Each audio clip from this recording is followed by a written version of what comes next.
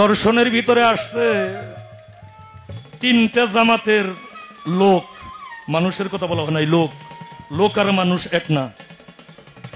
তিনটা জামাতের লোক, তারা বিনা হিসেবে জাহান্নামী। এটা হইল জামাদাত, যারা ধাতু আত্মার মধ্যে যে বিচরণ করে। নাবাদাত, বৃক্ষ আত্মা। ধাতু আত্মায় যখন ধাক্কা দেয় বৃক্ষটা কি হয়? সোজা হয়। বৃক্ষটা সোজা হয়, এর চাইতে আর বেশি আমি বলতে পারবো না।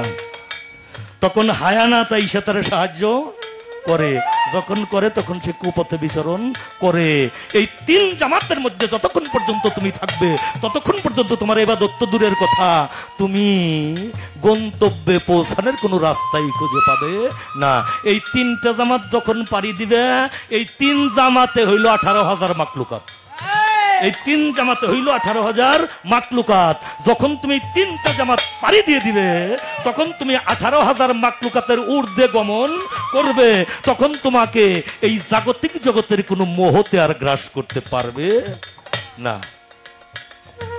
তখন সম্পূর্ণ তুমি ফাশকুরুলি ওয়াশকুরুকুম ওয়াশকুরুলি ওয়ালা তাকফুরুম, একটা সরল রেখার মধ্যে তুমি যখন বিচরণ করবে তখনই আল্লাহ